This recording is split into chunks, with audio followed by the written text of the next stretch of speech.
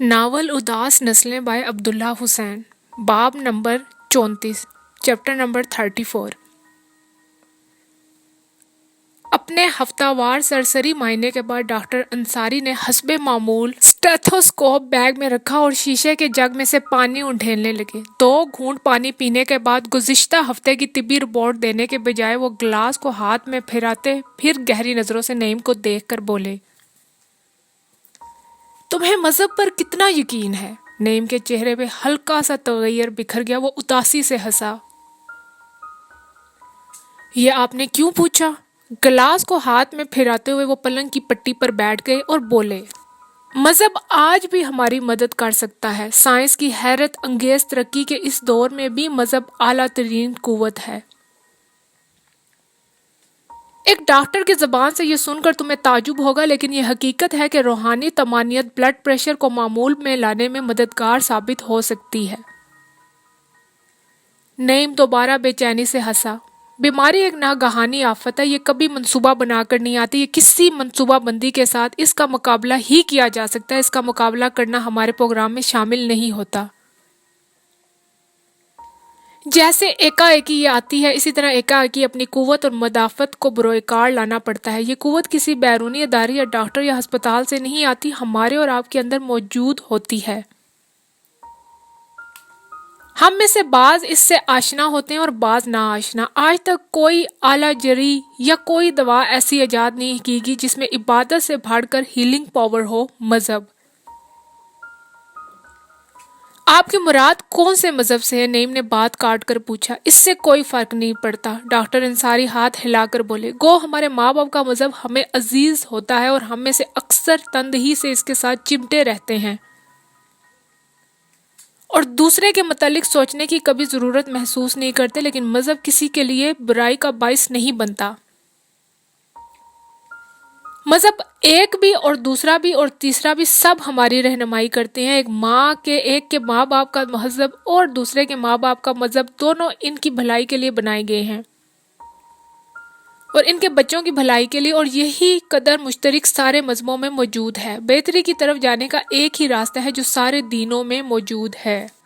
इबादत जो रूह की रहनुमाई करती है, जो इंसान की सबसे बड़ी इजाज़त, सबसे बड़ी कुव्वत है। मैं एक मिसाही कर सकता हूँ। मेरी कली इस वक्त खुलती है जब मैं बीमार पड़ता हूँ। इस वक्त अगर तुम मुझे देख लो तो मुझ पर लानत भेजो। नईम लेटा लेटा कसमसाया। मजहब पर ईमान लाने के लिए डॉक्टर साहब मैं जरा बूढ़ा नहीं हो चुका हूँ? इसने अपने आप को मुखातिब जो बीच में बोलना चाहता था हाथ से चुप रहने का इशारा किया। जो कुछ मैंने खोया है इसे हासिल कर सकता हूँ। तुम इस तौर पर नहीं सोच सकते तुमने क्या खोया है। इस बीमारी पर तुम यकीनन काबू पा सकते हो, डॉक्टर ने कहा। नईम ने एक फिसलती हुई निगाह अपने बाजू पर डाली। डॉक्टर इसके सवाल की नोयत को महसूस करके एक लहजे को दिल में काम किया, लेकिन नईम ने गहरा सांस छोड़कर सर हिलाया। सारी उम्र जिंदगी में मैंने क्या पाया? सारी उम्र में नए सिरे से जिंदगी बसर कर सकता हूँ। यकीनन तुम ये नहीं कर सकते कि 1910 में वापस चले जाओ या दुनिया में जो वाकयात पेश आए इनको बदल दो। लेकिन तुम इस साल, बल्कि इस दिन और इस लम्हे को नया लम्हा बना सकते हो। एक नए इंसान, दुनिया के वाकयात। मैं अपनी जिंदगी के वाकयात की बात करता हूँ। डॉक्टर अंसारी ने बेचैनी से पहलू बदला और हाथ को खफीफ सी जंबिश दी। तुम वक्त की बहर तौर तस्वीर नहीं कर सकते। ये एक माँ बाद अल तबीआती अमल है। मजहब जादू या ऐसी कोई चीज नहीं। ये तो एक सीधी, साफ और मस्बत कुव्वत है जो हमेशा आगे की तरफ बढ़ाती है, बनाती है और संवारती है। बिगाड़ने या नफी करने की इसमें सलाहियत नहीं। तुम अपनी जिंदगी को आज ही से एक नए ढब से शुरू कर सकते हो। अगर तुम माजी को भुला देने पर अपने आप को आमादा कर सको तो ये ऐसा ही होगा जैसे तुम अभी पैदा हुए हो। तुम्हारा दिल और दिमाग और तख्लील जवान हो सकते हैं और जिंदगी भी। तो फिर मजहब की क्या जरूरत है? नईम ने चिढ़कर पूछा। मजहब, ओहो, नया इंसान बनने के लिए एक नजरिए की जरूरत होती है। मजहब हमें वो नजरिया मुहैया करता है। ठहरो, मुझे बताओ अब तुम्हारे पास क्या है? वो रुके। तासुफ और एहसासे जुर्म और पेशेमानी। इस एहसासे के बल पर तुम क्या कर सकते हो? कहाँ तक जा सकते हो? इस बीमारी ہی کا مقابلہ کر سکتے ہو، تم اپنی گزشتہ زندگی کے متعلق سوچتے ہو اور اسے تلف کرنے کی فکر میں ہو، حالانکہ یہ تمہارے بس سے باہر ہے۔ یہ جبھی ممکن ہے جو تم اپنا ذہن کھو دو، تو یہ سب جانتے ہو اور مافوق الفطرت باتیں سوچتے ہو اور خطرناک حد تک تخیل پرست ہوتے جا رہے ہو۔ تم قطعی لا حاصل طور پر آہستہ آہستہ اپنے آپ کو ختم کر رہے ہو، اپنے وجود کو بے مصرف بنا رہے ہو، اپنے لیے اور دوسروں کے لیے۔ اس وقت تمہیں ایک مثبت نظریے کی ضرورت ہے، ایسی قوت جو تمہیں اتنی تیزی سے آگے کی طرف چلائے کہ تم پشیمانی اور احساس ضیاع اور سارے غیر ضروری جذبات پیچھے رہ جائیں، جو تمہیں گزرے ہوئے وقت سے آزاد کر دے، جو تمہارے مصیبت زدہ ذہن کو جھٹک دے۔ میں جانتا ہوں تمہارے دماغ میں کسک ہے جو نقصان عظیم کے احساس سے پیدا ہوتی ہے، اس طرح تم زیادہ دیر تک نہیں جا سکتے۔ اپنے آپ کو دھوکہ ہی دینا ہے ڈاکٹر، نعیم نے بے حد اکتا کر کہا۔ تو مذہب کو بیچ میں کیوں لاتے ہو؟ اگر اپنے آپ کو یہی کچھ بتلانا ہے کہ دیکھو بھائی، اب تک جو کچھ ہوا ہے اسے تم بھول جاؤ اور نئے سرے سے پروگرام شروع کرو۔ زندگی صحت مند نظریے کی مدد سے ہی خوشگوار بن سکتی ہے، چنانچہ سب سے پہلے تو نظریہ حاصل کرنے کی کوشش کرو۔ تو جناب، اس میں مذہب کہاں سے آ گیا؟ یہ تو محض تخیل کے بل پر یا تھوڑے سے فلسفے کی مدد سے بھی کر سکتے ہیں۔ میرا مطلب ہے کہ چند مادی فوائد کے لیے مذہب کو استعمال کرنا تو میرے خیال میں… ڈاکٹر انصاری خاموش بیٹھے سرخ ہوتے رہے، مگر بولنے سے پہلے انہوں نے اپنے آپ پر قابو پا لیا۔ میں مذہب کی اس زاویے سے تشریح کر رہا تھا جس زاویے سے تم نے اسے دیکھا ہے۔ یہ مذہب کی ہمہ گیری ہے کہ ہم اسے مادی فوائد بھی حاصل کر سکتے ہیں، ورنہ مذہب تو ہمیں اس دنیا میں لے جاتا ہے جہاں اس کا تصور بھی محال ہے۔ یوں مادی فوائد سے کوئی مذہب کسی کو منع نہیں کرتا، لیکن اگر آپ اسے محض روحانی رہنمائی کی خاطر استعمال کرنا چاہیں تو آپ کی خوش بختی ہے۔ مذہب کا سب سے بڑا آلہ عبادت ہے، عبادت جو انسان کی شخصیت کے ساتھ ہم آہنگ ہو کر ایک جذبہ بن جاتی ہے، جو انسان کو اپنے اندر جھانکنے کی استعداد بخشتی ہے۔ آج تک جس کسی نے اپنے آپ کو جانا اور پہچانا ہے، اس کی بساط عبادت نے اس میں پیدا کی ہے۔ یہ وہ راستہ ہے جس پر چلتا ہوا آدمی ساری دنیا میں گھوم گھام کر پھر اپنے آپ تک آ پہنچتا ہے۔ وہ خفیہ اور تنگ راستہ جو انسان کی اپنی ذات پر آ کر ختم ہوتا ہے اور پھر اندر اتر جاتا ہے، اور جب آدمی ڈرتا ہوا جھجکتا ہوا اپنی ذات میں داخل ہوتا ہے تو راستہ روشن اور کشادہ ہوتا جاتا ہے، اور اس مقدس روشنی تک پہنچنے کا جذبہ جو راستے کے اختتام پر نظر آتی ہے، اسے پا لینے کی دیوانی خواہش انسان کو آگے چلاتی جاتی ہے اور اسے ایک مقصد عطا کرتی ہے، اور جب وہ مقصد شخصیت کے ساتھ ہم آہنگ ہو جاتا ہے تو انسان اپنی ذات میں گم ہو جاتا ہے۔ پہلے شعور کے پردے اٹھتے ہیں، پھر آہستہ آہستہ لاشعور کے در و دیوار کھلتے ہیں، اور جب وہ آفاقی سطح پر پہنچ جاتا ہے تو ماروا میں دیکھنے اور اسے جاننے لگتا ہے۔ پھر وہ سلیمانی ٹوپی پہن کر بازاروں میں پھرتا ہے، دنیا کے ہنگاموں میں منزل منزل گھومتا ہے۔ لوگ صرف ایک گمنام اور قناعت پسند آدمی کو جانتے ہیں، کیونکہ جو کچھ وہ دیکھتا ہے اور کوئی نہیں دیکھتا، اور جو کچھ وہ جانتا ہے اور کوئی نہیں جانتا۔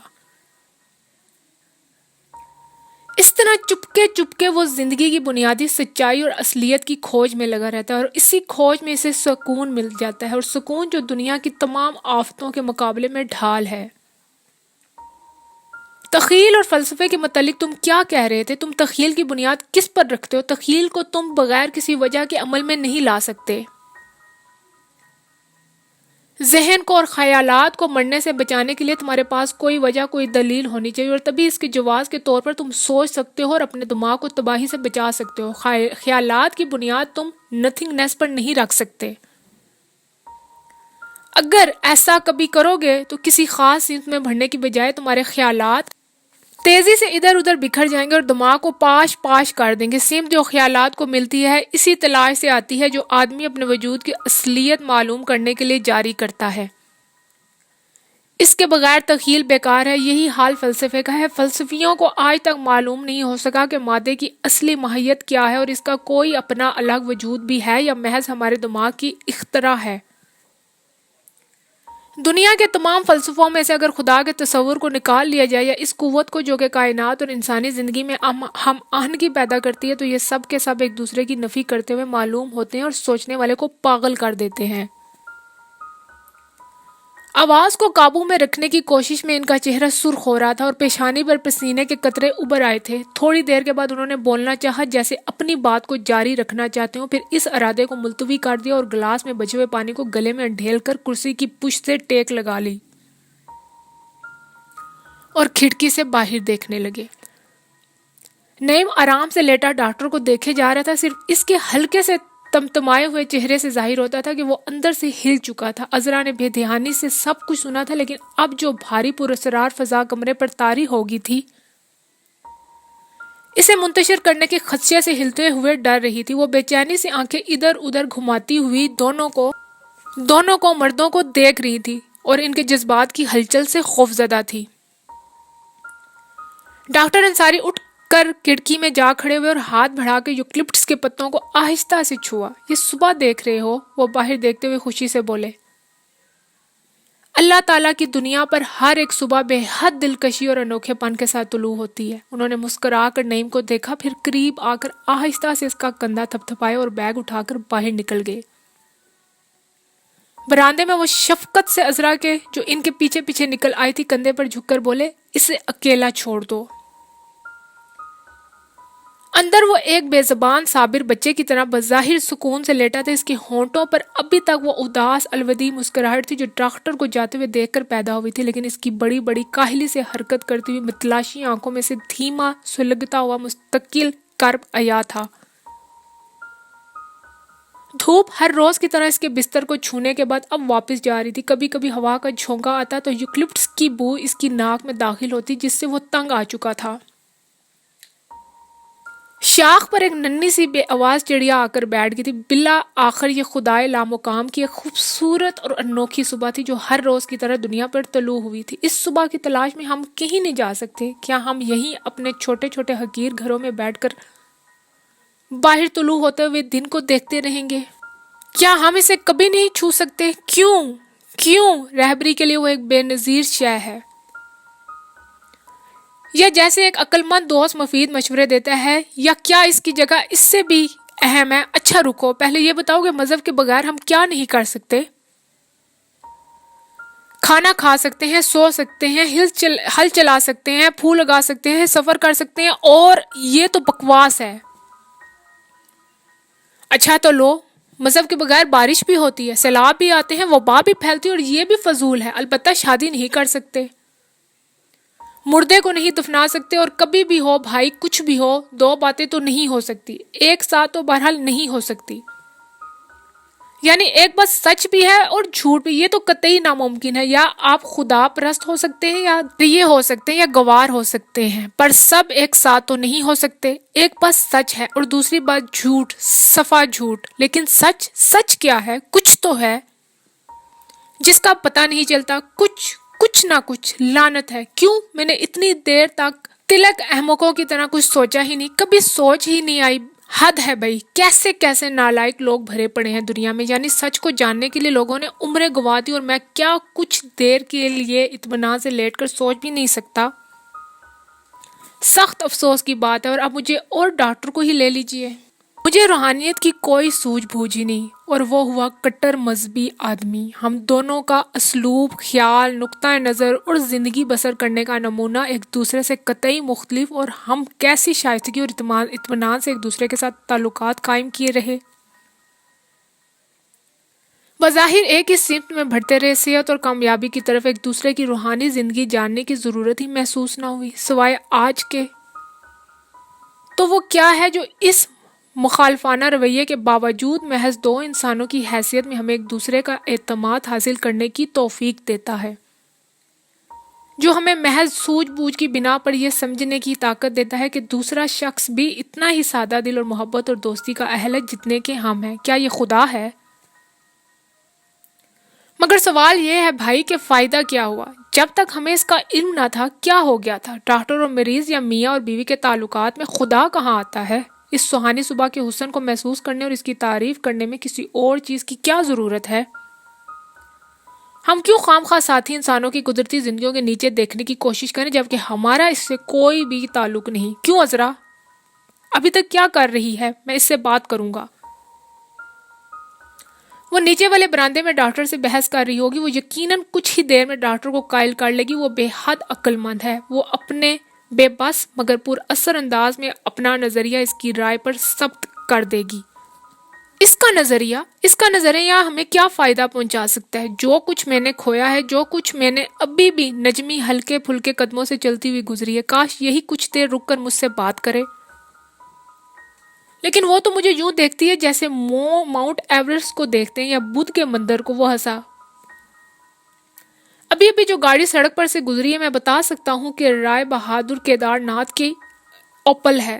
اسی طرح بغیر دیکھے ہوئے میں سب کی گاڑیاں الگ الگ بتا سکتا ہوں کہ یہ ٹھاکر بلبیر سنگھ کی فورڈ ہے اور یہ ڈاج ہے اور یہ فلاں ہے اور یہ فلاں ہے. یہاں پر لیٹے لیٹے میں ان کے انجنوں سے اسی طرح واقف ہو چکا ہوں جیسے گھوڑا اپنے تانگے سے ہو جاتا ہے.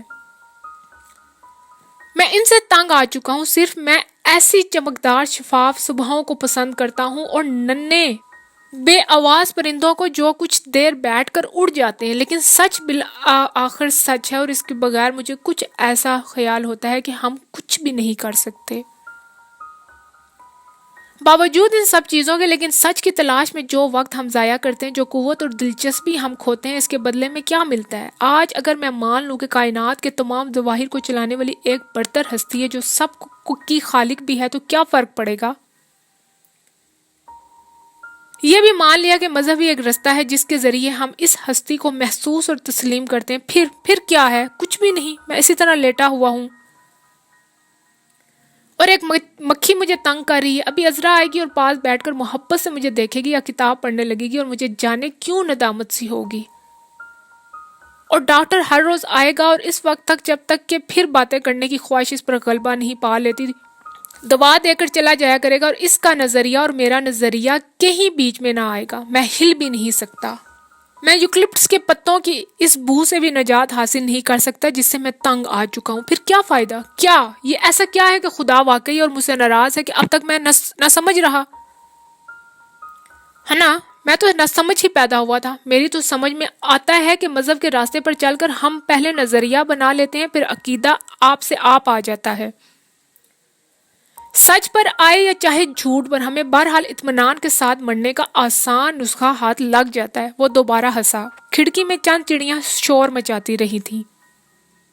نعیم نے کاہلی سے سیدھے ہاتھ کی مدد سے انہیں اڑایا اور اداسی سے باہر دیکھتا رہا. طبعی لحاظ سے وہ مسکین تھا. روحانی طور پر نخوت خدائے لامقام کی اس نکھری ہوئی خوشگوار صبح کو دیر تک اس کا ذہن اس تکلیف دہ جستجو میں کھویا رہا اور اس کے سر پر مصیبت اور دکھ کے سائے منڈلاتے رہے.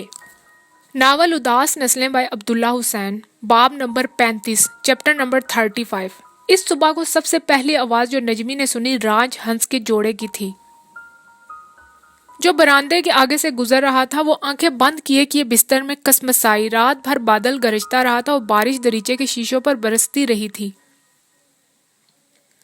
گہری غنودگی کی حالت میں اس نے رات بھر کی بے آرامی کے متعلق سوچا اور دوبارہ سونے کی کوشش کی، لیکن دونوں پروکار اور کم گور راج ہنس آج خلاف معمول بولے جا رہے تھے. وہ اسی طرح نیند اور نکاہت بھرا سر نرم تکیوں پر رکھے راج ہنسوں کی بولی اور اس سے پرے شروع ہوتے ہوئے ان کی دھیمی خوابناک آوازوں کو سنتی رہی. تھوڑے تھوڑے وقفوں کے لیے وہ گہری نیند میں جاتی اور چھوٹے بڑے اوٹ پٹانگ خواب دیکھتی رہی. چائے کی پیالی تپائی پر رکھی سرد ہوگی. آخر جب دھوپ شیشوں میں سے چھن کر اس کے منہ پر پڑنے لگی تو وہ آنکھیں ملتی ہوئی اٹھی. بیٹھے بیٹھے نکاح سے 2 جمائیاں لی اور اٹھ کر دریچے کے پٹ کھول دیے. انگڑائی کے لیے اٹھے ہوئے اس کے بازو ہوا میں ہی رک گئے اور وہ ٹھٹک کر کھڑی رہ گئی. سامنے بے حد خوبصورت دن تھا. زمین اور آسمان جیسے ابھی دھو کر پھیلائے گئے تھے. فضا میں کوئی غبار، کوئی دھند نہ تھی. بادل کا ہلکا سا سایہ بھی نہ تھا. آسمان گہرا نیلا اور زمین میں سرزش تھی اور فضا میں دھوپ کے رنگ تھے. سبزے پر سے نمی کی بھاپ آہستہ آہستہ اٹھ رہی تھی. درختوں کے پتوں پر رکا ہوا بارش کا پانی ہوا کے ساتھ قطرہ قطرہ گر رہا تھا. چمکدار دھوپ سارے دن میں چاروں طرف پھیلی ہوئی تھی اور درختوں کے بیچ پرندے ایک دوسرے کے تعاقب میں اڑ رہے تھے. پرندے ہر قسم کے تھے اور ایک ساتھ بول رہے تھے اور پتہ نہیں چلتا تھا کہ کون سی آواز کس کی تھی، مگر آوازوں کا وہ سیلاب سننے والے پر یکبارگی ایک بے حد واضح تاثر چھوڑتا تھا. مسرت کا تاثر کہ وہ مسرور تھے اور خوشی میں بو رہے تھے. دھوپ لحظہ با لحظہ تیز تر ہوتی ہوئی محسوس ہوتی تھی.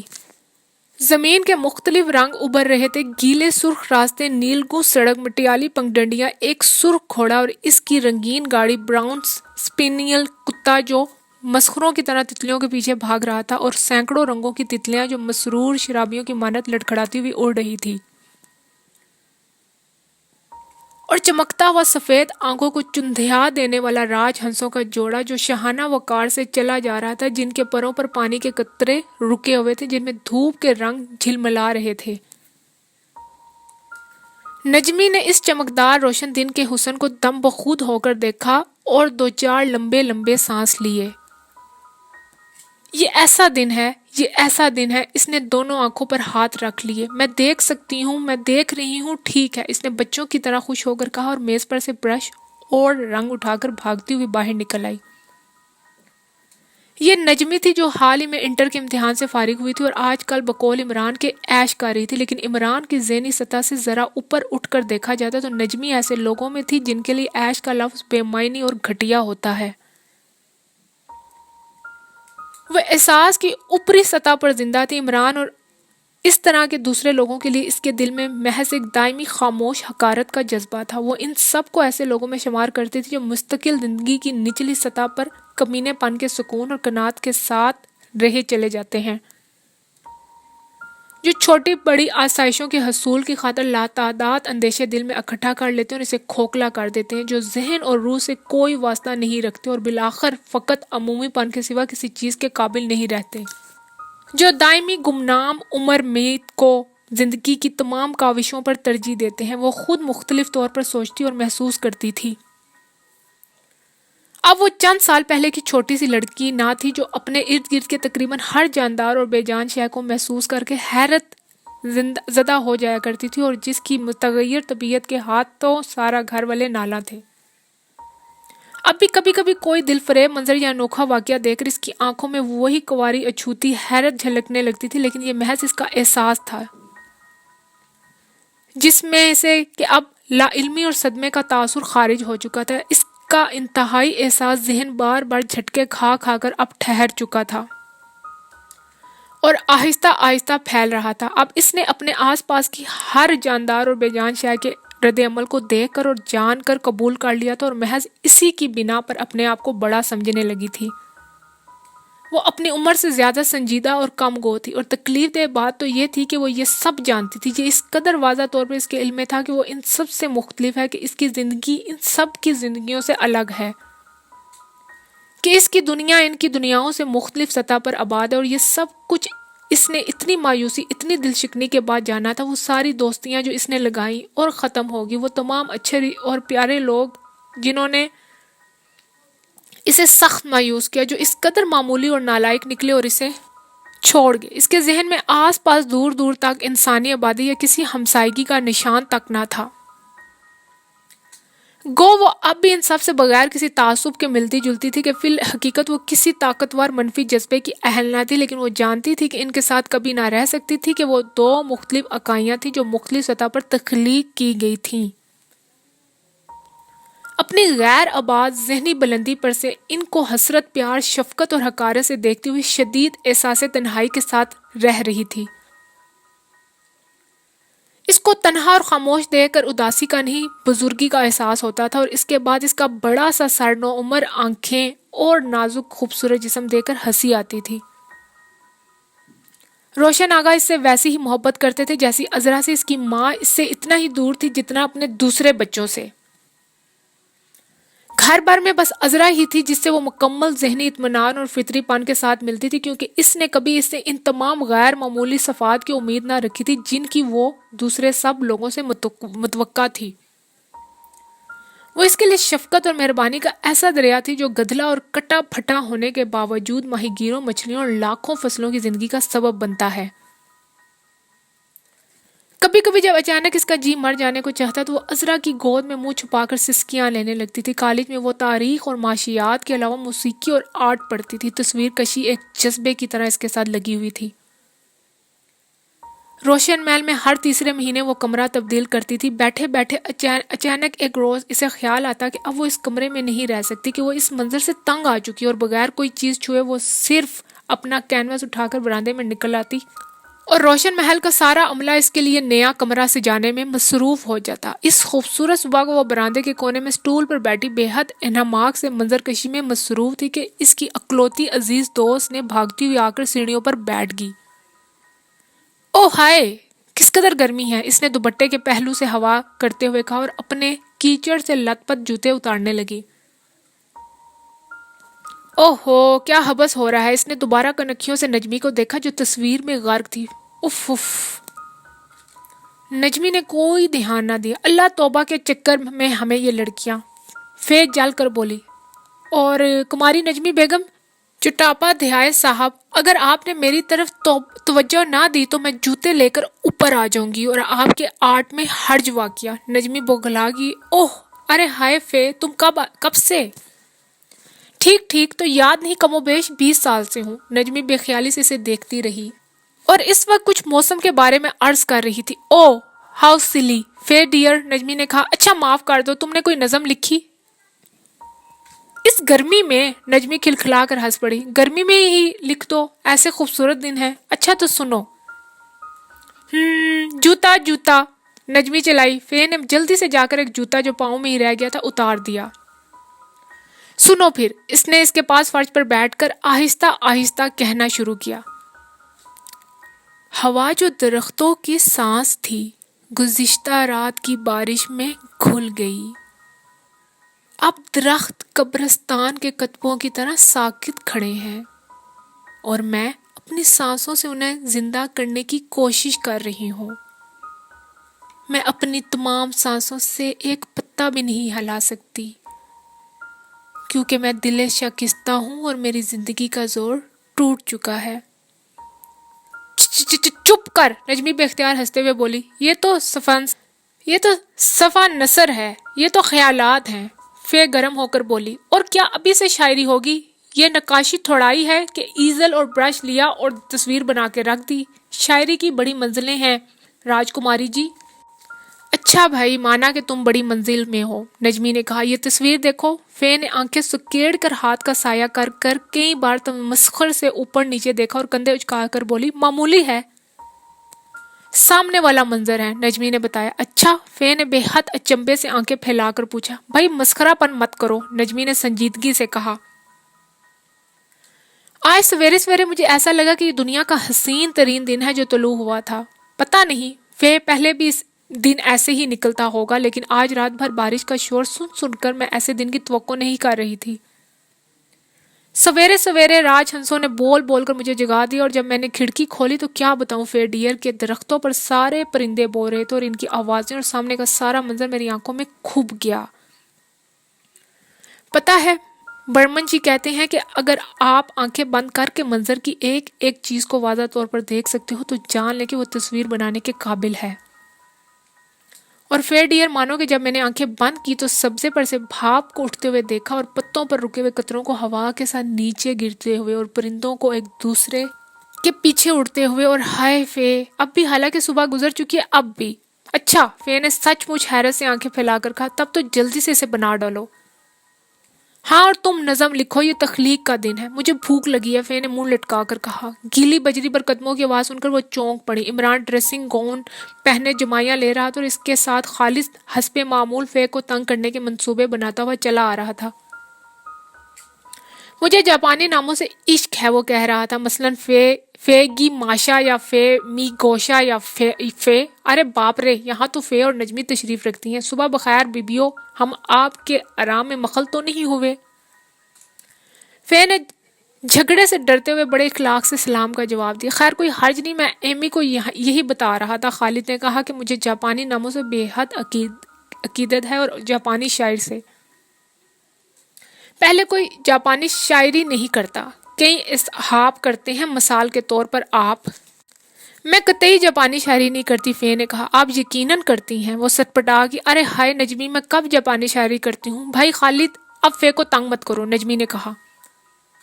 لیکن یہ حقیقت ہے نجمی کے کہ مجھے جاپانی شاعری سے عشق ہے، مثلاً وہی والی نظم جو خزاں کے بارے میں فے نے لکھی تھی ایک دم جاپانی تھی۔ کب جاپانی تھی؟ فے جوش میں آ کر بولی۔ وہ تو برمن جی کی بھی رائے ہے کہ بے حد اوریجنل تھی۔ جاپانی شاعری بھی اوریجنل ہے اور بلکہ اورینٹل ہے، خالد نے کہا۔ بس یہی پتا ہے آپ کو، فے نے ہاتھ نچا کر کہا۔ چینی شاعری اورینٹل ہے اور چینی سے زیادہ ہندوستانی نہیں فے ڈیئر، ہندوستانی نہیں ڈیئر، ہندوستانی سے زیادہ چینی، نجمی نے کہا۔ ہیں یعنی ہندوستانی شاعری وہ لڑائی پر آمادہ تھی۔ بھائی میرا مطلب ہے کہ جہاں تک تاریخ کا تعلق ہے چینی شاعری زیادہ قدیم ہے، ویسے خیال نظم کا بھی اورینٹل ہو سکتا ہے۔ وہ تو ہے فے نے بحث کرتے ہوئے کہا۔ بہرحال جاپانی شاعری قطعی اورینٹل نہیں بلکہ بکواس ہے۔ ارے دیکھو بھائی فے، تمہاری نظم اورینٹل تھی چاہے کانٹیننٹل تھی، خالد نے انگلی اٹھا کر کہا، پر جاپانی شاعری کے متعلق کچھ کہا تو لڑائی ہو جائے گی۔ تو ہو جائے لڑائی۔ تھو یعنی کس قدر ان لیڈی لائک رویہ ہے آپ کا فہمیدہ بیگم، تھو حد ہے بھائی۔ درست ہے بالکل، آپ کو شاعری کا کیا پتا؟ جمائیاں لیتے لیتے اکتا کر عمران نے پوچھا۔ آپ ناشتے پر نہیں آئی بیبی؟ پاپا پوچھ رہے تھے۔ ارے کیا بتاؤ امی، یہ تصویر سویرے سے میرے اوپر سوار ہے، کچھ بھی نہیں کیا۔ روشن آگا بھی تھے؟ ہاں۔ آخر جب لڑائی شدت اختیار کر گئی تو نجمی اور عمران نے ڈپٹ کر خالد سے چپ رہنے کو کہا۔ آپ بیچ میں مت آئیں، یہ ہمارا ذاتی معاملہ ہے، خالد نے کہا۔ کوئی ذاتی معاملہ کسی کا نہیں، فے نے چیخ کر بولی۔ سریحن مسخرہ پن ہے۔ لے دے کر دونوں میں صلح صفائی کروائی کہ دوپہر کے کھانے تک وہ چاروں برآمدے کی سیڑھیوں پر بیٹھے کاہلی سے باتیں کرتے رہے۔ کبھی کبھی خالد کوئی لطیفہ سنا کر ان کو ہنسا دیتا یا فے کو منانے کی کوشش میں سنجیدہ اور دردناک لہجے میں اس کی کوئی نظم گنگنانے لگتا۔ کھانے کی میز پر پرویز نے فے کا پھولا ہوا منہ دیکھ کر پوچھا۔ آج پھر فہمیدہ بیگم اور خالد میں لڑائی ہوگی؟ وہ ہمیشہ فے کا پورا نام لیا کرتا تھا۔ ہاں پپا، عمران نے پلیٹ میں چاول اکٹھے کرتے ہوئے کہا۔ خالد بوکھلا گیا۔ نہیں انکل، میں تو کہہ رہا تھا کہ جاپانی شاعری میں قنوتیت ذرا بھی نہیں، اس لیے مجھے پسند، اور فے کی شاعری میں اس قدر۔ پھر تم ایسے دردناک آواز میں اس کی نظم کیوں گا رہے تھے؟ نجمی نے جلدی سے کہا۔ وہ اور زیادہ بوکھلا گیا۔ ارے میرا مطلب ہے کہ فے کی شاعری میں بھی نہیں ہے، یعنی مجھے پسند ہے۔ سب کہکا لگا کر ہنس پڑے۔ کھانے کے بعد جانے کیسے مذہب اور کلچر پر بحث چل نکلی، جو کہ خالد کا پسندیدہ موضوع تھا۔ اس کا پرانا نظریہ تھا کہ مذہب اور کلچر کا آپس میں کوئی رشتہ نہیں، جس نظریے سے کہ باقی سب کو اختلاف رائے تھا۔ فے جو اس کی مخالفت کا ٹھیکہ لیے بیٹھی تھی، بڑھ چڑھ کر بحث میں حصہ لے رہی تھی۔ خالد نے محض کتابیں پڑھ کر اپنے نظریات بنا لیے، حالانکہ یہ ایسا موضوع ہے جس کے لیے قوموں بلکہ طبقوں کا مطالعہ کرنا پڑتا ہے۔ جھگڑو نہیں بھائی، پرویز نے سوچ کر کہنا شروع کیا۔ آپ دونوں کا ذاتی اختلاف ہوگا، لیکن یہ حقیقت ہے کہ خالد کے قوموں کی تہذیب ان کے مذاہب سے براہ راست اثر لیتی ہے۔ دنیا کی تمام بڑی بڑی تہذیبیں بڑے بڑے مذاہب پر قائم ہیں۔ یورپ میں دیکھو۔ جی ہاں، یورپ ہی کو تو لیجیے، خالد نے بات کاٹ کر کہا۔ یورپ کے عیسائی کیا اسی طرح رہتے ہیں جیسے ہندوستان یا چین کے؟ یہاں پر زیادہ تر عیسائی گلیاں صاف کرتے ہیں۔ کیا ان کی تہذیب وہی ہے جو انگلستان کے بادشاہ کی ہے؟ اس کا مطلب ہے کہ آپ کی تہذیب کا دار و مدار محض طبقاتی تقسیم پر ہے، فے نے کہا۔ محض طبقاتی تقسیم پر نہیں ہے، لیکن تہذیب کی تشکیل میں کسی جماعت کے معاشی حالات اور وسائل کا بڑا حصہ ہوتا ہے۔ یہ درست ہے، عذرا نے جو نعیم کے ساتھ کھانا کھا کر ان کے پاس آ بیٹھی تھی کہا۔ ہر ایک معاشرے کا قیام سوسائٹی پر ہوتا ہے کہ وہاں کے لوگ کیسے آپس میں ملتے اور کب ملتے ہیں اور ایک دوسرے کے ساتھ کیسا سلوک کرتے ہیں۔ ان کے علاوہ مذاہب ایک دائمی شے ہے اور تہذیب جو ہر زمانے میں بدلتی رہتی ہے، اس پر قائم نہیں کی جا سکتی۔ نجمی نے پرویز کی حمایت میں بولنا چاہا، لیکن عذرا کے خیال سے سر کو خفیف سی غیر یقینی جنبش دے کر رہ گئی۔ اس پر فے تہذیب تیز ہو کر بولی۔ کیا آپ مذہب کو ایک مکمل ضابطہ حیات نہیں مانتے؟ بتائیے، جب اول انسانوں کی گروہ بندی ہوئی تھی تو مذہب کے بنا پر نہیں ہوئی تھی، اور پھر آپ مذہب اور تمدن اور سب چیز کو ملا جلا کر سراسر کنفیوژن پھیلا رہے ہیں۔ آپ کے پاس کوئی واضح تصور ہی نہیں، کلچر بالکل دوسری بات ہے۔ جی نہیں، خالد نے کہا، نوح انسانی کی گروہ بندی علاقائی حدود کی بنا پر ہوئی تھی۔ وہ تو جب تھی جب لوگ غاروں میں رہا کرتے تھے، جب تہذیب کی روشنی پھیلی تو منظم گروہ بندی محض مذہب کی بنیاد پر ہوئی، جب علاقائی حد بندی کا تصور ختم ہو گیا، جب دو مختلف گاؤں میں رہنے والے دو شخص بھائی بھائی تھے محض اس وجہ سے کہ ایک مذہب سے تعلق رکھتے تھے۔ یہی تو فرق ہے بھائی کہ آپ کے پاس کلچر کا بڑا ہی غلط تصور ہے، عذرا نے جلدی جلدی کہنا شروع کیا۔ یہ بھی تو ہو سکتا ہے کہ وہ دو آدمی جن کا آپ نے ذکر کیا جب ملیں تو ایک دوسرے کے رہن سہن کے طریقے کو پسند نہ کریں، یا ایک دوسرے کی خوراک اور پوشاک کو اہمیت نہ دیں، یا ایک دوسرے کی موسیقی کو محض خوش خلقی کی بنا پر برداشت کریں، اور یہ سراسر علاقائی حدود پر منحصر ہے۔ خالد نے کہا، ہندوستان ہی کو لیجئے، شمال کے لوگ بلند و بالا اور گورے چٹے ہیں، اور ان کی سوسائٹی میں بہادری اور جوان مردی کا بول بالا ہے۔ ان کے مشاغل شہ سواری اور نشانہ بازی اور خوراک گوشت ہے۔ جو آپ جنوب کی طرف آتے ہیں، لوگوں کے قد چھوٹے اور جلد سانولی ہو جاتی ہے، ان کی خوراک مرچوں کا سالن اور سبزیاں ہوتی ہیں، اور وہ مزاج کے تیز بزدل اور ذہین ہوتے جاتے ہیں۔ شمال مغربی صوبوں کا ایک مسلمان بمبئی کے مسلمان کے گھر جا کے اپنے آپ کو اجنبی پاتا ہے۔ کیوں؟ انگلستان کو دیکھیے، انہوں نے ریاست کو مذہب سے الگ کر دی ہے۔ کیوں؟ کیونکہ ریاست میں ان کا کلچر ہے۔ وہ مادہ پرستی کی طرف بڑھ رہے ہیں، ان کے پاس اس کے سوا کوئی چارہ ہی نہیں۔ فے نے کہا، چارہ کیوں نہیں؟ ہاں کیوں نہیں؟ پرویز نے بولنا چاہا، لیکن اس کی آواز 3-4 آوازوں میں دب کر رہ گئی۔ تھوڑی دیر کے بعد وہ اور اس کی بیوی اکتا کر اٹھ گئے۔ عذرا نے جب دیکھا کہ بحث وحث کوئی کرنا نہیں چاہتا، سب دھاندلی کر رہے ہیں، تو وہ بھی اٹھ کر نیم کے پاس چلے گی۔ اس کے بعد جو بحث کا ستیہ ناز ہوا اور جو غدر مچا، تو کسی کو ہوش نہ رہا کہ وہ کیا کہنا چاہتا ہے اور کیا کہہ رہا ہے۔ خلقی کس بلا کا نام ہے؟ ایک دوسرے پر کن ذہنی اور مسخرے پن کے الزامات لگانے کے بعد جو باتوں کا سلسلہ شروع ہوا تو کلچر سے معاشیات اور فلسفہ اور تاریخ اور آرٹ اور موسیقی اور فلمی گانے اور فلمیں اور ایکٹر ایکٹریسز اور ان کی ذاتی زندگی کے واقعات پر جا کر ختم ہوا۔ جب سپہر کی چائے کے لیے سب اکٹھے ہوئے تو باتیں کر کر کے تھک چکے تھے۔ خاموشی سے اونگتے ہوئے انہوں نے چائے ختم کی۔ پھر خالد اور عمران اٹھ کر باہر جانے کی تیاری کرنے لگے اور نجمی اور فے نامکمل تصویر کی طرف بڑھ گئی۔ فے، تم کو گھر جانا ہو تو ہم اسی طرف جا رہے ہیں، خالد نے سیڑھیاں اترتے ہوئے کہا۔ ارے نہیں بھائی شکریہ، میں بعد میں جاؤں گی، فے نے اخلاق سے جواب دیا۔ آج آپ سارے دن کے لیے روشن محل میں مدعو ہیں، فے نے سنی انسنی کر دی۔ دونوں لڑکے بجری کی گیلی سڑک پر گیٹ کی طرف بڑھے۔ خالد اس فال میں ہمدار جلنگ جا رہا تھا۔ نجمی نے برآمدے میں سے چلا کر بتایا، کیوں ایمی اماں گولی مارو یا یار فال کو؟ عمران نے جھلا کر کہا۔ مبارک ہو۔ خالد گیٹ پر سر ہاتھ ہلا کر چلایا۔ اب کہاں چلے؟ بلیئرڈ۔ دونوں لمبے لمبے قدم رکھتے یونیورسٹی کلب کی طرف چلے گئے۔ جب فے اس کے پاس سے اٹھ کر گئی تو وہ ابھی تصویر ہی بنا رہی تھی۔ کینوس پر کام کرتے کرتے دفتر اس کو پرانے جانے والے پہچاننے احساس تنہائی نے گھیر لیا۔ اس نے سوچا کہ صبح سے لے کر شام تک وہ اجنبی لوگوں میں گھر رہی تھی کہ وہ بیکار ان کے ساتھ سر کھپاتی رہی تھی، وہ ان میں سے نہیں تھی۔ اس نے برش ایک طرف رکھ کر مشرقی سمت دیکھا جہاں پر رات شروع ہو رہی تھی، پھر اس نے انتہائی مایوسی سے تصویر کو دیکھا اور اس کا جی چاہا کہ زور زور سے روئے۔ سارے دن میں اس نے محض چند لکیریں کھینچی تھی۔ روشن محل کے تمام نوکر ایک ایک کر ایک دفعہ آ کر اس کو دیکھے۔ وہ دیر تک لوہے کی ریلنگ پر جھکی رہی اور تنہائی اور یاس کے سائے اس کے ارد گرد پھیلتے گئے۔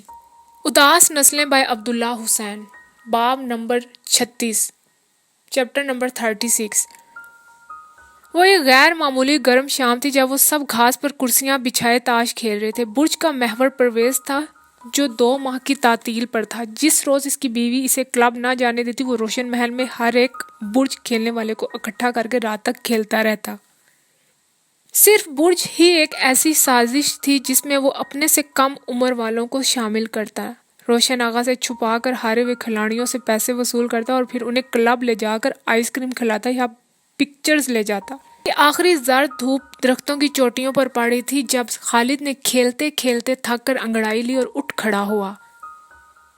ریاض جو اس کے پیچھے بیٹھا تھا لپک کر اس کی جگہ پر جا بیٹھا۔ حساب چکا کے جاؤ میاں، پرویز نے کہا۔ لیلا ذرا اسکور بورڈ دکھانا۔ جا کب رہا ہوں انکل، خالد نے اکتا کر کہا اور میز پر سے شربت کا گلاس اٹھا کر منہ سے لگا لیا۔ ایک سانس میں شربت ختم کر کے اس نے ہاتھ کی پشت سے منہ پونجا اور سبزے میں سے اٹھتے ہوئے گرم مرطوب بخارات کو ٹانگ پر محسوس کیا۔ وہاں کھڑے کھڑے خالی گلاس کو انگلی سے گھماتے ہوئے دفتر اس نے محسوس کیا کہ نجمی وہاں نہیں تھی۔ نجمی نجمی، اس نے مڑ کر سب پر نظر ڈالی اور سبزے کے کنارے کنارے چلنے لگا۔ وہ روشن محل کے پچھواڑے پر یوکلپٹس کے چھوٹے سے مصنوعی جنگل میں درخت سے ٹیک لگائے بیٹھی تھی۔ خالد کو دیکھ کر چونک پڑی۔ غروب آفتاب دیکھا جا رہا ہے، خالد نے کہا۔ اس نے ایک لمحہ خالد کے سنجیدہ چہرے کو دیکھا اور مسکرا پڑی۔ شام کا انتظار کر رہی ہوں۔ بعض دفعہ گرمی کی شامیں بہت خوبصورت ہوا کرتی ہیں۔ وہ خاموش رہا۔ کھیل ختم ہو گیا؟ نہیں، تم آج مستقل ہارے۔ وہ ہنسی۔ ہاں۔ اس نے تردد سے خالد کے خاموش پر اشتیاق چہرے کو دیکھا۔ بیٹھو۔ وہ ایک پتھر پر بیٹھ کر انگلیاں بجانے لگا۔ اس کو اس قدر خاموش پا کر وہ دفتن پریشان ہوگی۔ کس قدر گرمی ہے؟ اس نے اسکارف سے پیشانی کا پسینہ جذب کرتے ہوئے کہا۔ تم پہاڑ پر کیوں نہیں گئے خالد؟ آپ لوگ جو نہیں گئے؟ ارے ہاں، چند برس ہوئے ایک فال میں روشن آغا کے ساتھ دارجلنگ سے گزری تھی۔ میں تمہیں کیا بتاؤں خالد کہ وہاں پر خزاں کا موسم کیسا دلکش ہوتا ہے، اس قدر رنگین۔ میں نے دیکھا ہے کہ سینکڑوں قسم کے درخت ہیں اور ہر ایک درخت پر مختلف رنگ کے پتے ہیں، کہیں سرخ، کہیں زرد اور کہیں ہرے۔ ایک جھنڈ میں تو آگ لگی ہوئی تھی معلوم ہوتی تھی۔ پتوں کا رنگ کرمزی تھا اور ان پر شام کی دھوپ پڑ رہی تھی اور وہ متواتر گر رہے تھے اور زمین پتوں میں چھپی ہوئی تھی۔ جوں جوں ہم آگے بڑھتے گئے رنگ تبدیل ہوتے گئے، رنگ ہی رنگ۔ میں تصویریں بنانا چاہتی تھی لیکن ہم شیلانگ جا رہے تھے جہاں روشن آغا کو ایک کانفرنس میں شرکت کرنا تھی۔ اس کے بعد ایسا ہوا کہ ہم کئی سال تک جا ہی نہیں سکے۔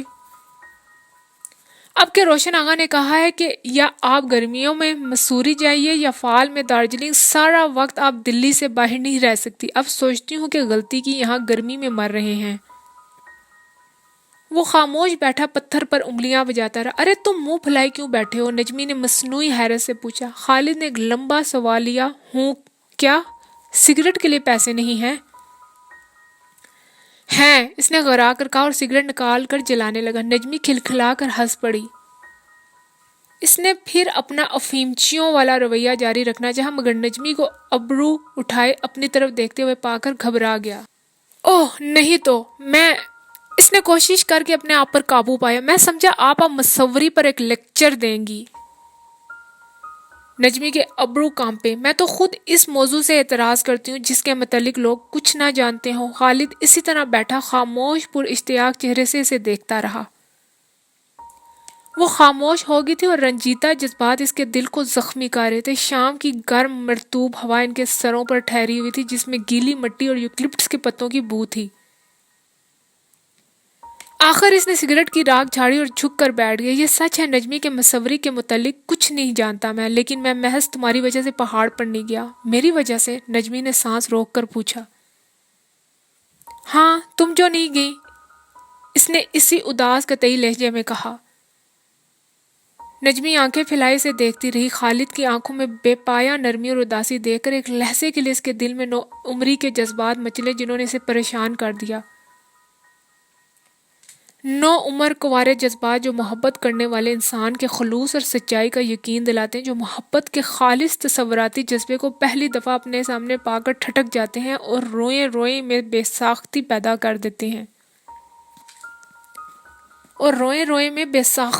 کر دیتے ہیں۔ نجمی نے گھبرا کر نظریں اس پر سے ہٹا لی اور ادھر ادھر دیکھنے لگی۔ خالد اس کے پاس جا کھڑا ہوا۔ کیا یہ کافی نہیں ہے نجمی؟ اس نے جذبات سے ابلتی ہوئی آواز میں پوچھا۔ وہ سنبھل کر بیٹھ گئی۔ بیٹھ جاؤ، تم مجھے پریشان کر رہے ہو۔ اس کے قریب زمین پر بیٹھ کر وہ پتوں کو مٹھی میں لے کر مسلنے لگا۔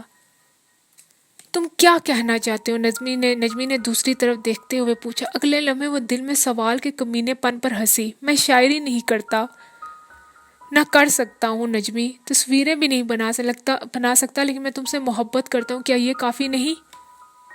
محبت؟ नजमी ने ठटक कर दोहराया। मगरिब की सुर्खी जहां सूरज गरूब हो चुका था इनके चेहरों पर पड़ रही थी और वो तूफान में घिरे हुए दो परिंदों की मानत पास पास बैठे थे। बड़ी देर के बाद हवा का एक झोंका कहीं से आया और इनके सरों पर ठहरी हुई भारी हवा को उड़ाकर ले गया। एक गुलहरी दोनों अगले पंजे उठाए गौर से उन्हें देख रही थी। यूकलिप्टस का एक पत्ता इसके सर पर गिरा और वो छलांग लगाकर भागी। नजमी ने एक लंबा सांस लिया और सादगी से हंसी। इसकी बेराज हंसी और पुरानी बेतकल्लुफ आंखें देखकर खालिद का दिल सर्द पड़ गया। तुम मोहब्बत को क्या समझते हो? आखिर इसने पूछा। मैं कुछ नहीं समझता, मुझे कुछ इल्म नहीं नजमी, सिर्फ इतना पता है कि तुम मुझे बेचैन कर देती हो। तुम्हें देखकर ऐसा लगता है कि जैसे मैं पागल हो जाऊंगा या क्या। तो इसका इलाज है कि देखना ही बंद कर दो। देखना ही? खालिद ने सांस रोककर पूछा। अरे हाय खालिद, तुम्हें क्या हो गया है? क्या हो गया है? क्या हो गया है? वो इसे कंधों से पकड़कर झंझोड़ते हुए चीखा। तुम्हें पता नहीं, तुम कुछ महसूस नहीं करती, तुम इतनी लाइल्म हो, इतनी मीन। हवा तेजी से दरख्तों में चलने लगी। साएं साएं साएं। दफ्तन वो अपनी आवाज और जज्बे की शिद्दत से खौफजदा हो गया। इसने इसके कंधे छोड़ दिए और शशद देखने लगा। नजमी पुश्त और दोनों बाजू दरख्त से चिमटाए पंजों के बल बैठी थी। इसके चेहरे से लगता था कि हवा का झोंका भी आया तो चीख मार कर रोने लगेगी। ओह नो नो, खालिद बेहद गैर हाजिर और खुश्क आवाज में पुकारा। हवा फिर दरख्तों में रुक गई थी और यूकलिप्टस के जंगल पर शाम आहिस्ता आहिस्ता उतर रही थी। रात का एक स्याह खामोश परिंदा आकर दरख्त पर बैठ गया। एक गुलहरी दौड़ती हुई नीचे उतरी। नजमी आवाज पैदा किए बगैर दरख्त के साथ खड़ी होगी। जाओ, वो भराई हुई दहशत ज़दा आवाज में बोली। खालिद ने अंधेरे में इसकी तरफ देखा और खामोश बैठा रहा। वो एहतियात से चलती हुई जाकर पत्थर पर बैठ गई। बड़ी देर के बाद इसने इत्मीनान का लंबा सांस लिया। खालिद, अब तुम जाओ, इसने पुरसुकून आवाज में कहा।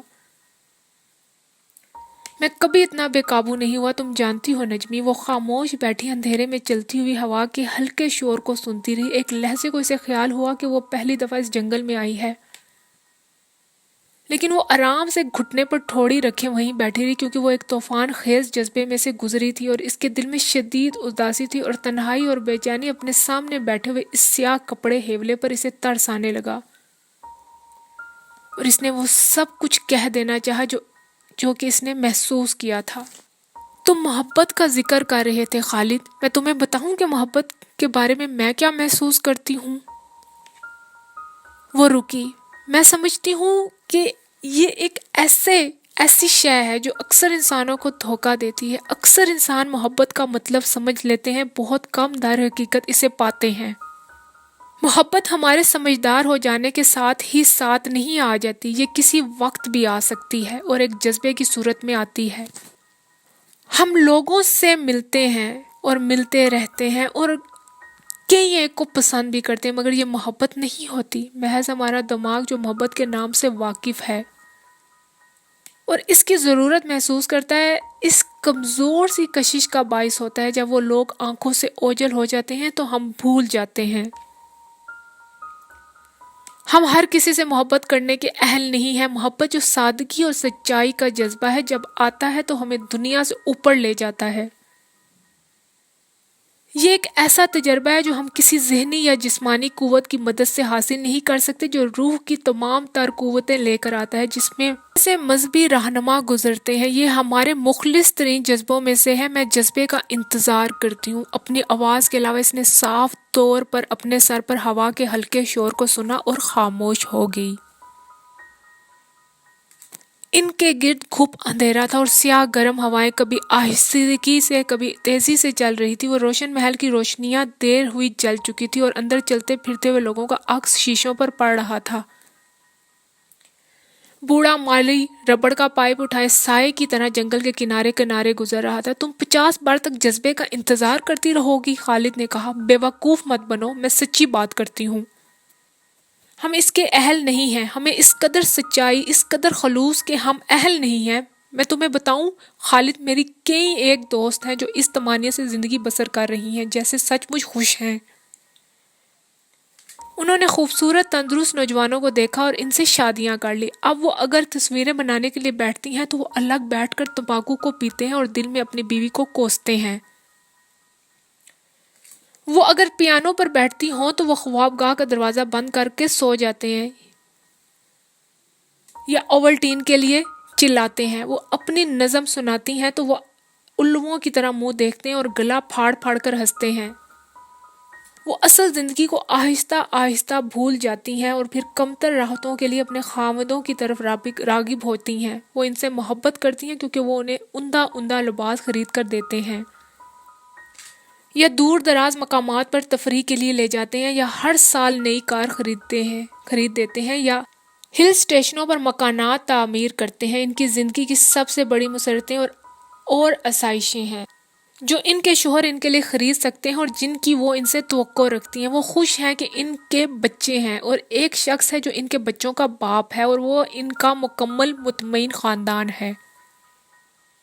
وہ خوش ہیں کیونکہ وہ جانتی ہی نہیں کہ کسی اور کے ساتھ وہ اس سے کہیں بہتر زندگی اور بہتر طریقے سے گزار سکتی ہیں۔ وہ ان بلیوں اور خرگوشوں اور دوسرے پالتو جانوروں کی طرح ہیں جو ہر اس شخص سے محبت کرنے لگتے ہیں جو ان کو کھانا کھلاتا اور نہلاتا ہے۔ تم نے دیکھا محبت کیسے دھوکہ دیتی ہے؟ اس نے اپنی آواز کے لفظوں کو اندھیرے میں غائب ہوتے ہوئے سنا۔ یہ بھی تو ہو سکتا ہے کہ اس شخص سے جس سے ہم محبت کر سکیں ہمیں کبھی بھی نہ ملے، کبھی ملے ہی نہیں، خالد نے مایوس کن لہجے میں کہا۔ نہیں، یہ محض بے صبری کے خیالات ہیں، بے صبری اور بے یقینی کے۔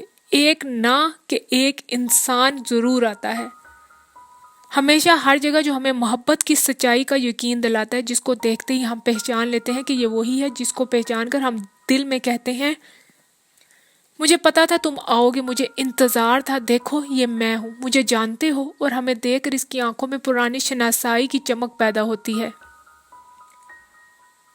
وہ ہنستا ہے اور اس کی ہنسی ہمیں زندگی کی معصومیت کا یقین دلاتی۔ وہ کبھی نہیں کہتا کہ وہ محبت کرتا ہے، لیکن اپنی آنکھوں میں محبت کے دیپ لیے پھرتا ہے، ہمارے آگے ہمارے پیچھے، ہمیشہ ہمیشہ وہ ہمارے لیے دنیا کا سب سے مہربان اور نرم دل انسان ہوتا ہے۔ اس کے جسم سے ہمیں محبت کی بو آتی ہے، محبت جو ہمیں زندگی کی نیکی اور اچھائی کا یقین دلاتی ہے، جو اس وقت جب ہم طوفانوں میں گھرے ہوتے ہیں ہمیں بتاتی ہے کہ دنیا میں کوئی دوسرا محض ہمارے لیے زندہ ہے، جو ہمارے زندہ رہنے کی ایک بڑی وجہ ہے۔ کم از کم زندگی میں ایک دفعہ محبت ہمیں دھوکہ نہیں دیتی، کم از کم ایک دفعہ وہ ہمیں زندہ رہنے کا جذبہ عطا کرتی ہے۔ خود اعتمادی کی مسرت سے سرشار ہو کر اس نے مٹھیاں ہوا میں ہلائی۔ عمیق اندھیرے میں اسے احساس ہوا کہ وہاں اکیلی بیٹھی اور اپنے آپ سے باتیں کرتی رہی ہے۔ پھر خشک پتوں کے چرچرانے کی آواز ہوئی۔ خالد اٹھ کھڑا ہوا۔ ہاں شاید، چلو چلیں۔ وہ اس کے پیچھے پیچھے چلنے لگی، پتھروں پہ ان کے قدموں کی آواز سن کر رات کا پرندہ پھڑ پھڑا کر اڑ گیا، ستارے بھی نہیں نکلے۔ تاریکی سے گھبرا کر وہ اپنے آپ سے بولی، جانے کس احمق نے کہا تھا ہم اتنی رات تک وہاں بیٹھے رہے۔ خالد پتھروں کو پھلانگتے ہوئے گھبرایا۔ خالد، اس کے پیچھے پیچھے پتھر پھلانگتے ہوئے وہ ہلکے سے پریشان لہجے میں بولی، میں نے ایسی حماقت کی باتیں کی ہیں ہے نا؟ جواب میں خالد نے صرف گلے سے ناراض بلے کی سی آواز نکالی۔ براندے کے پاس نجمی نے اسے کھانے کی دعوت دینا چاہی، لیکن وہ الوداع کہے بغیر سر جھکائے ہاتھ پتلون کی جیبوں میں ٹھونستے گیٹ کی طرف بڑھ گیا۔ اس کے سست مستقل قدموں کے نیچے بجری کی چرچراہٹ دور ہوتی گئی۔ وہ سیڑھیوں پر کھڑی پیار اور رنج سے اسے گیٹ سے باہر جاتے ہوئے دیکھتی رہی۔ اندر وہ سب کھانے کی میز کے گرد جمع اس کا انتظار کر رہے تھے۔ وہ سیڑھیاں چڑھ رہی تھی تو اس نے دیکھا کہ عذرا نعیم کو سہارا دے کر آہستہ آہستہ چلاتی ہوئی اس کے کمرے کی طرف لے جا رہی تھی۔ اب روز بروز وہ اچھے ہو رہے ہیں، اس نے خوشی سے سوچا۔ پھر اس نے کئی دن سے اس کو دیکھنے کے لیے نہ جا سکنے پر اپنے آپ کو ملامت کیا اور فیصلہ کیا کہ صبح سویرے وہ اس کی خیریت پوچھنے جائے گی۔ روشن آغا کے بعد شاید نعیم ہی ایک ایسا شخص تھا جس سے وہ اس درجہ مرعوب کسی حد تک خوفزدہ تھی۔ اس کے بارے میں اس کا فیصلہ تھا کہ وہ کبھی اس کے قریب نہ ہو سکتی تھی۔ وہ بے حد مختلف قسم کا پر اسرار انسان تھا، لیکن اس اسرار نے نجمی کے دل میں اس کے لیے عقیدت اور احترام پیدا کر دیا تھا۔ وہ اس کے لیے پرکشش اور رنگین ماضی لیے خوبصورت اور ذہین کسی حد تک لاوارث عزیز تھا۔ عجیب بات تھی کہ آج تک نجمی نے نعیم کے بارے میں عذرا کے واسطے سے کبھی نہ سوچا تھا۔ عذرا کی اپنی الگ بے حد مختلف تنہا شخصیت تھی۔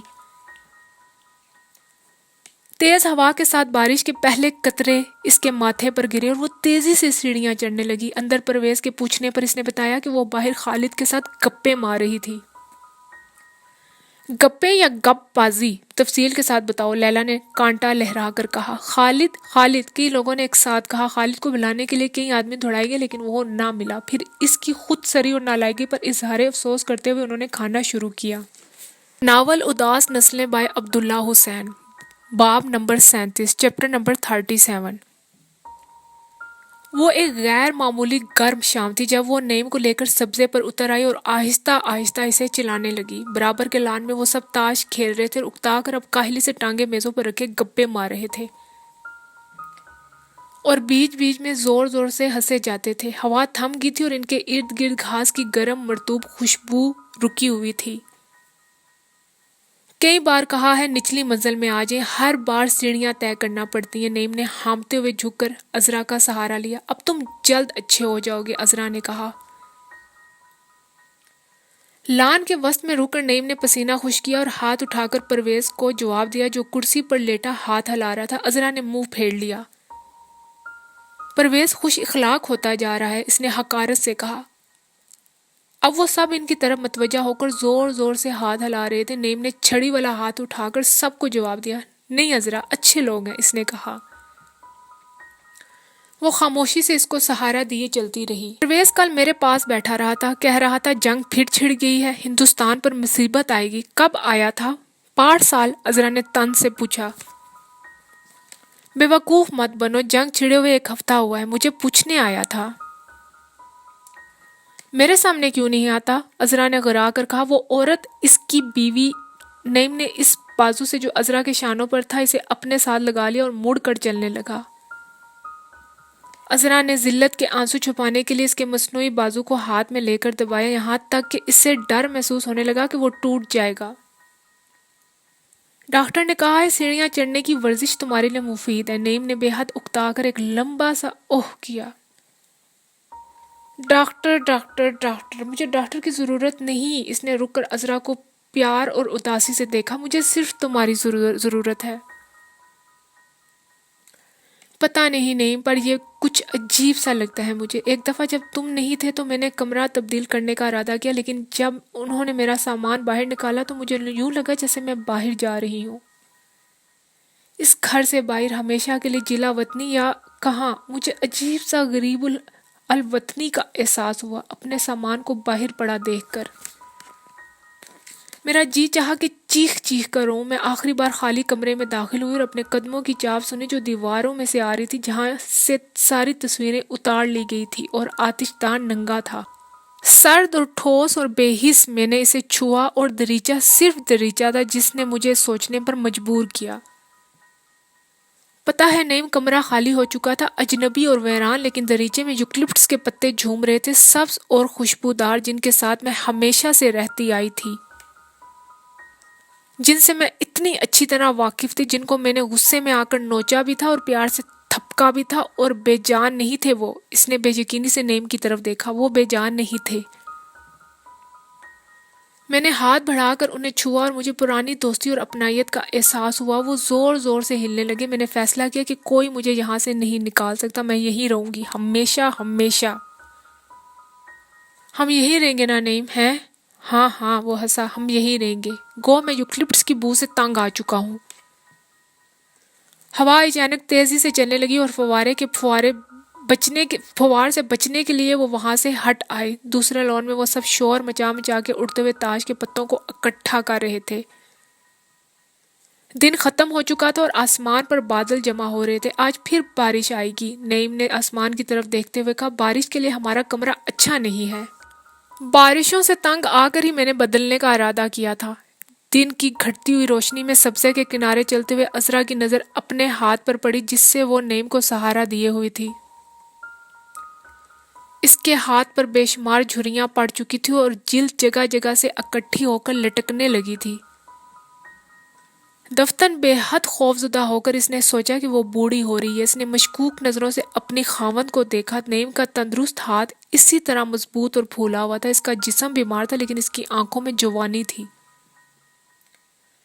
اور وہ بلا کی کشش تھی، اور وہ اسی طرح سر اونچا اٹھا کر چلتا تھا۔ اس نے عذرا کی اجنبی نظروں کو محسوس کر کے آہستہ سے اسے اپنے ساتھ لگا لیا، لیکن اس بدبخت لمحے میں عذرا کے دل پر سے ایک بے نام حسد کا سایہ گزر گیا۔ اس نے جلدی سے اپنا ہاتھ کھینچ لیا۔ نعیم لڑکھڑا کر سنبھلا۔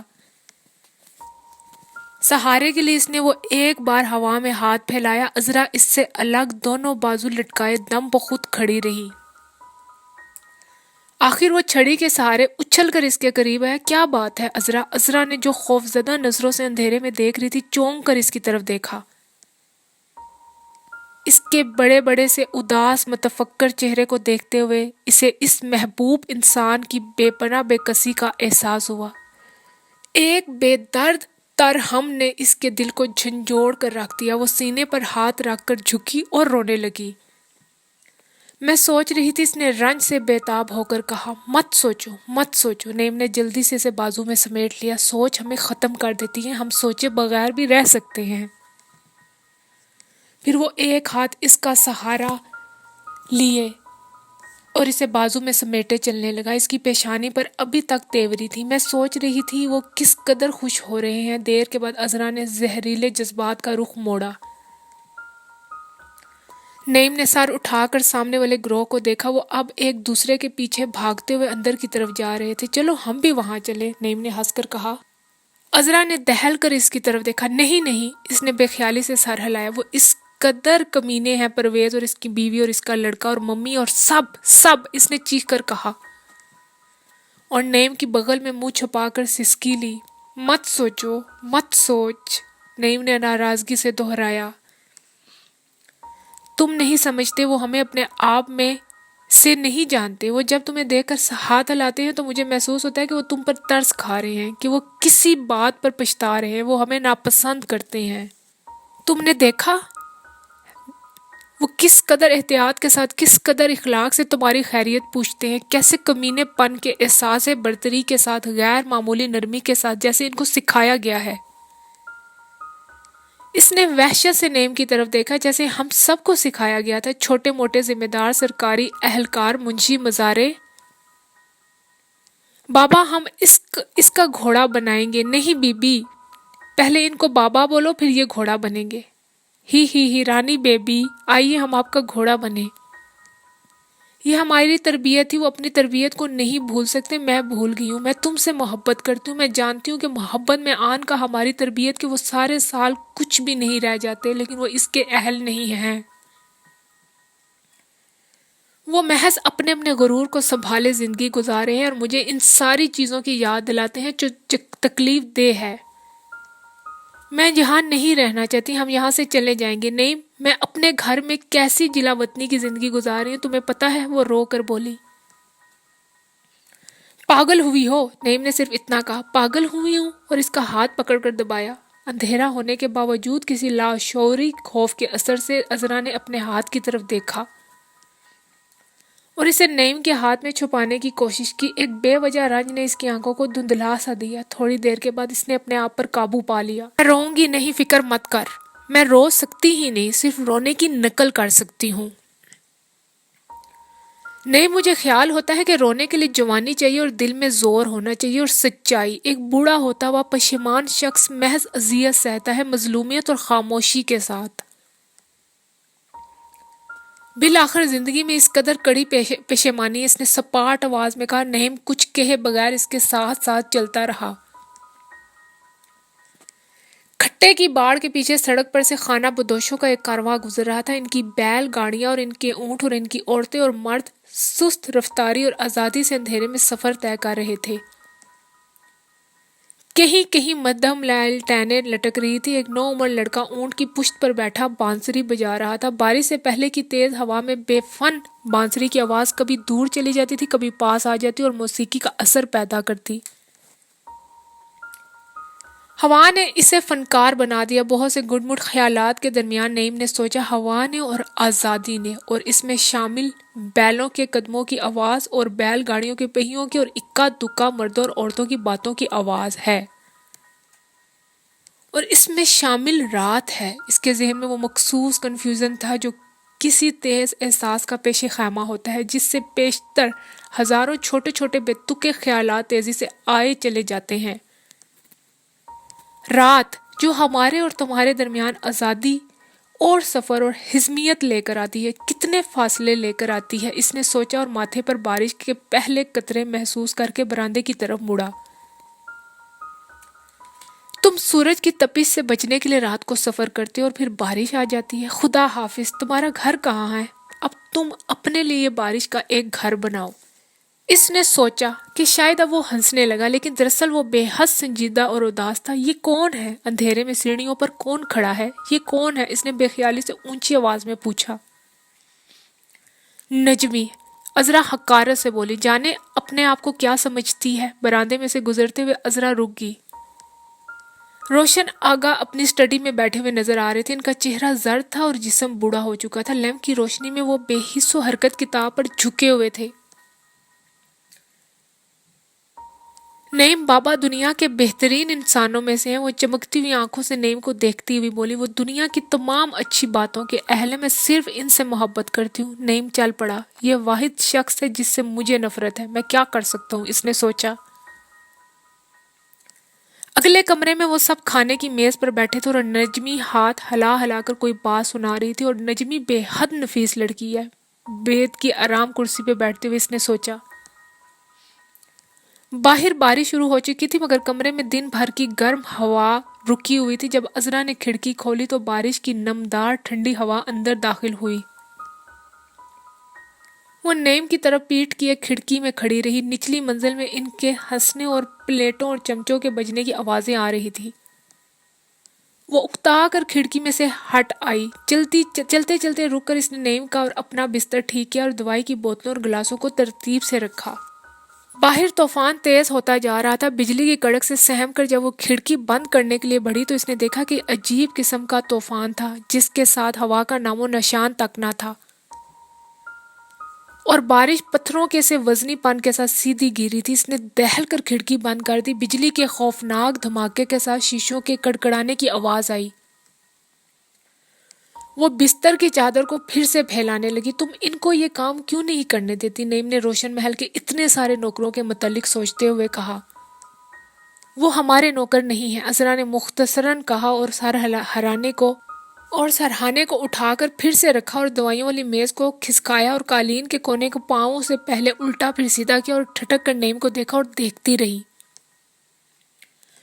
اس طویل سست رفتار لمحے میں اس کی پریشانی خفیف سی ندامت میں تبدیل ہوگی۔ یعنی ہم تو چلے ہی جائیں گے، ان سے ہمارا تعلق کیا؟ کیوں؟ اس نے کہا۔ اس کوشش میں ناکام رہ کر وہ پھر پریشان ہوگی اور پہلے سے زیادہ بے تکے پن کے ساتھ کمرے میں پھرنے لگی۔ ہم کب جائیں گے؟ اگلے مہینے، شاید تم ٹھیک ہو جو، اس نے اعصابی لہجے میں جلد کہا۔ اب وہ سب آہستہ آہستہ باتیں کرتے ہوئے اوپر آ رہے تھے۔ بادل کی گرج کے ساتھ ان کی آواز دب جاتی اور پھر آنے لگتی۔ وہ پرشکم اور مسرور گھریلو انسانوں کی آوازیں تھیں جو زندگی سے مکمل طور پر مطمئن اور محفوظ تھی۔ انہیں طوفانی رات کی کوئی خبر نہ تھی۔ ان کی بات چیت میں گہری بے تکلف اپنائیت تھی جو قطعی طور پر رچے مچے ہوئے مانوس گھریلو تعلقات سے پیدا ہوتی ہے۔ ان میں کوئی کھچاؤ، کوئی رکھ رکھاؤ نہ تھا۔ بجلی کی کڑک کے ساتھ ساتھ وہ ہنس رہے تھے۔ دفتر نعیم کو اپنے اور عذرا کے غیر فطری تکلیف دہ تعلق کا احساس ہوا اور اس نے محسوس کیا کہ ان دونوں کے آس پاس ایک بے نام بے وجہ خون رینگ رہا تھا، جس نے ان کی زندگیوں کو کمزور اور ناتواں بنا دیا تھا کہ وہ دو ایک دوسرے سے الگ، تنہا اور بے حقیقت وجود تھے،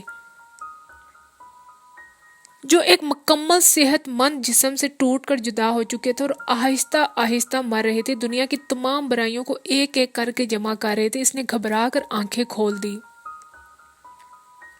کھڑکی کھول دو، اس نے بھاری خشک گلے سے کہا۔ عذرا وہیں کھڑی شیشوں پر مسلسل چمکتی ہوئی بجلی کو دیکھتی رہی۔ نعیم نے اسے تیز چیرتی ہوئی نظروں سے دیکھا، جنہیں ترہم اور بے بسی نے آہستہ آہستہ نرم بنا دیا۔ گیلری میں سے ہنسنے کی آواز آئی۔ یہ لاپرواہ بے تکلف ہنسی تھی جس میں آوارگی اور ساری دنیا کے لیے حقارت کا تاثر تھا۔ یہ ایک قابل نفرت ہنسی تھی۔ تم نے سنا، وہ ہمیشہ اسی طرح ہنستی ہے وہ عورت، عذرا نے کہا۔ پرویز اور اس کی بیوی کی آواز آہستہ آہستہ دور چلی گئی۔ وہ ابھی تک ہنس رہے تھے۔ نجمی نے رات کا ننھا سا بلب کمرے میں جلتا ہوا دیکھا اور دبے پاؤں دروازے کے آگے سے گزر گئی۔ آؤ یہاں آؤ، نعیم نے تیزی سے کہا۔ عذرا نے دیکھا کہ وہ بے حد گھبرا گیا ہے۔ وہ جا کر کرسی کے بازو پر بیٹھ گئی۔ نعیم نے اس کی کمر کے گرد بازو ڈال کر اپنی طرف کھینچا۔ تم ٹھیک ہو؟ میں بالکل ٹھیک ہوں، کیا بات ہے؟ کچھ نہیں۔ نعیم نے لمبا سانس لے کر دوسری طرف دیکھا۔ میں نے سوچا شاید تم اس سے خوفزدہ ہو۔ خوفزدہ؟ عذرا پھنکاری۔ اس سے نہیں عذرا، عذرا، وہ اس کی چھاتی پر سر رگڑ کر پکارا۔ تم بس یہاں بیٹھی رہو، خاموش، کچھ مت کہو، کچھ مت سوچو۔ میں زندہ رہنا چاہتا ہوں خوشی سے، مجھے تمہاری ضرورت ہے، میں کمزور محسوس کر رہا ہوں یہاں۔ اس نے سینے کی طرف اشارہ کیا۔ نعیم، ہاں میں یہاں بیٹھی ہوں۔ عذرا نے پریشان ہو کر اس کے سینے پر ہاتھ رکھا۔ میں یہاں خاموشی سے بیٹھی ہوں، ہم یہاں سے چلے جائیں؟ اوہ نہیں نہیں، نعیم نے اس کی کمر سے ہاتھ نکال کر ماتھے پر رکھ لیا۔ نہیں نہیں، تم نہیں سمجھتی، تم خاموش رہو، ہم یہیں رہیں گے۔ وہ ہمارے دوست ہیں، رشتہ دار ہیں، ہمدرد ہیں۔ میں مرنا نہیں چاہتا، کام کرنا چاہتا ہوں۔ میں سرکاری ملازمت کر لوں گا یا جو تم کہو گی، جو روشن آغا کہیں گے کروں گا۔ یہ ہمارا گھر ہے، میں تنگ آ چکا ہوں۔ عذرا گھبرا کر فرش پر بیٹھ گئی، پھر آہستہ آہستہ وہ اس پریشانی کی دھند میں سے باہر نکل آئی۔ اس نے کئی بار دل میں نعیم کے الفاظ دہرائے، اسے یقین نہیں آ رہا تھا۔ زندگی میں پہلی بار نعیم کے منہ سے موافقت کی باتیں سن کر وہ بھونچکی رہ گئی، کیونکہ وہ خود نعیم کے ساتھ چلنے کی کوشش میں ان خیالات کو دفن کر چکی تھی، بھول چکی تھی، معاف کر چکی تھی۔ اس کی سمجھ میں نہیں آ رہا تھا کہ کیا کہے، کیا کرے۔ اچھا، نعیم کے بازو پر ہاتھ پھیرتے ہوئے اس نے زیر لب دہرایا۔ برسوں کی مدفون زنگ آلود خواہشات زندہ ہو رہی تھی اور نعیم کے الفاظ اس کے ذہن میں شور مچا رہے تھے۔ وہ کوئی فیصلہ نہ کر سکی کہ اب وہ کیا کرنے والی ہے، کہکا لگا کر ہنسنے والی ہے یا چیخ چیخ کر رونے والی ہے۔ وہ دونوں باتیں ایک سی آسانی اور خوشی کے ساتھ کر سکتی تھی، لیکن جذبات کے تہلکے میں اس نے یہ بھی سوچا کہ ان باتوں کے لیے اب وہ بوڑھی ہو چکی تھی۔ کہیں قریب ہی خوفناک دھماکے کے ساتھ بجلی گری۔ نعیم چونک کر اٹھ بیٹھا، لیکن عذرا کے خوابوں اور خواہشوں کے جزیرے میں موسم بے حد چمکدار اور خاموش اور سمندر پرسکون تھا۔ اس نے کچھ بھی نہ کیا، محض نعیم کو کھو دینے کے ڈر سے اس کا ہاتھ مضبوطی سے پکڑے بیٹھی رہی۔ جس تیزی کے ساتھ اس کے نقطۂ نظر میں تبدیلی واقع ہوئی وہ حیرت انگیز تھی۔ میں نے تمہارے لیے کیا کیا، تمہیں اپنے بہن بھائیوں کا، ماں باپ کا، سارے گھر کا دشمن بنا دیا۔ اوہ، اس نے عذرا کا ہاتھ مضبوطی اور رنج سے دبایا۔ میں نے تمہارے دل میں نفرت اور خوف کا بیج بویا ہے، میں نے تمہیں ذلیل کیا ہے سب کے سامنے، میں نے تمہیں ایک حزیمیت خوردہ زندگی دی ہے۔ تم ایک عظیم عورت ہو، میں نے تمہیں تباہ کر دیا ہے۔ محبت کے بدلے میں اب خود تباہ ہو رہا ہوں، میں کیا کر سکتا ہوں؟ تم نے کہا تھا بالآخر زندگی میں اس قدر کڑی پشیمانی ہے۔ عذرا، میں تنگ آ چکا ہوں، میں باہر جانا چاہتا ہوں، کام کرنا چاہتا ہوں، کوئی بھی کچھ بھی، کیا فرق پڑتا ہے جب میں مر رہا ہوں؟ میں اب لیٹ نہیں سکتا۔ اوہ، اس نے اپنا گلا بند ہوتا ہوا محسوس کیا۔ وہ زور سے کھانسا اور دیر تک کھانستا رہا، پرانے ناتواں مریض کی طرح، اور اس کی آنکھوں سے پانی بہنے لگا۔ عذرا، ڈاکٹر کو مت آنے دو، میں اپنے آپ کو ہلاک کر لوں گا، میں اور نہیں لیٹ سکتا، قریب آؤ، میں کمزور۔ اوہ عذرا، میں رونا نہیں چاہتا۔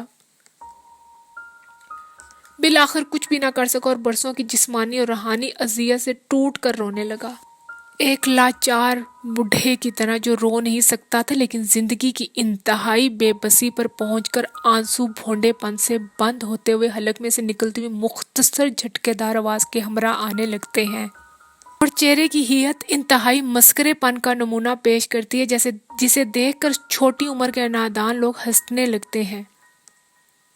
عذرا نے اطمینان کے ساتھ اسے سہارا دے کر بستر پر لٹا دیا۔ دیر کے بعد جب نعیم اشتہا کے ساتھ کھانا کھا رہا تھا اور آہستہ سے وہ مسکرائی، اس رات وہ لپٹ کر اس کے ساتھ سوئی رہی اور اپنی گرم خشک ہتھیلیاں اس کے نیم مردہ جسم پر پھیرتی رہی۔